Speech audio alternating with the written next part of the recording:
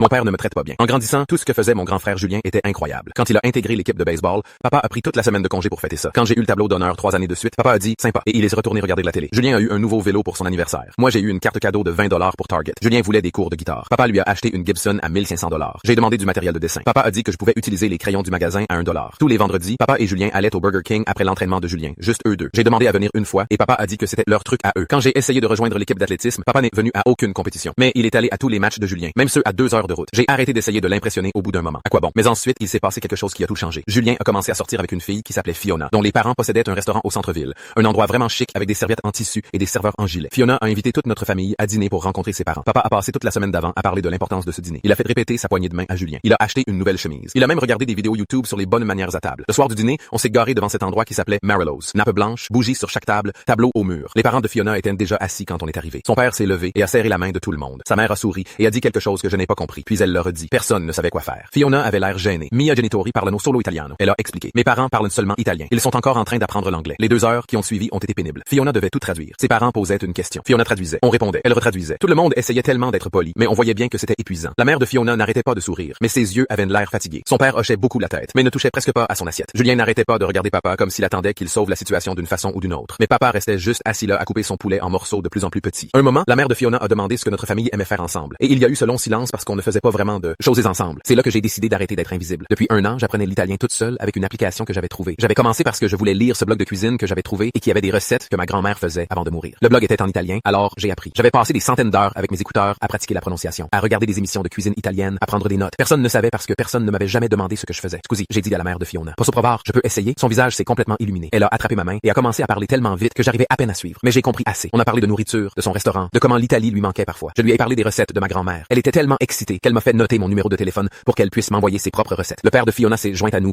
et on a parlé de football et de musique et de combien c'était dur de déménager dans un nouveau pays. Il m'a montré des photos sur son téléphone de leur ville natale. Toute la table est devenue silencieuse en nous regardant. Après environ 20 minutes de conversation non-stop, la mère de Fiona s'est tournée vers mes parents et a dit dans un anglais hésitant: votre fille, elle est spéciale. Elle a appris notre langue. Elle nous fait sentir. Elle a fait une pause, cherchant le mot chez nous. La fourchette de papa a heurté l'assiette. Il m'a juste fixé du regard. Depuis combien de temps tu apprends l'italien? Depuis l'année dernière, j'ai dit. Pourquoi tu nous l'as pas dit? A demandé Julien. Personne ne m'a demandé, j'ai dit. Les parents de Fiona ont insisté pour payer tout notre repas. Sa mère m'a serré dans ses bras 3 fois avant qu'on parte. Elle n'arrêtait pas de dire grazie. Dans la voiture sur le chemin du retour, personne n'a parlé. Papa n'arrêtait pas de me regarder dans le rétroviseur. Quand on est rentré à la maison, Julien est allé directement dans sa chambre. Le lendemain matin au petit déjeuner, papa m'a servi du jus d'orange sans que je demande. Il ne faisait jamais ça. Il s'est assis en face de moi et a dit: je ne savais pas que tu savais faire ça. Il y a beaucoup de choses que tu ne sais pas sur moi, j'ai dit. Il a hoché la tête lentement. C'est ma faute, il a dit. J'ai été un père terrible avec toi. Julien est entré et a dit: les parents de Fiona veulent m'embaucher pour aider à traduire leur menu en anglais. Il me paie 15$ de l'heure. Papa l'a regardé puis m'a regardé. C'est génial, il a dit. Mais ensuite, il a continué à me regarder. C'est ta sœur qui a rendu la soirée d'hier possible. 3 semaines plus tard, papa m'a inscrite à un cours de cuisine italienne.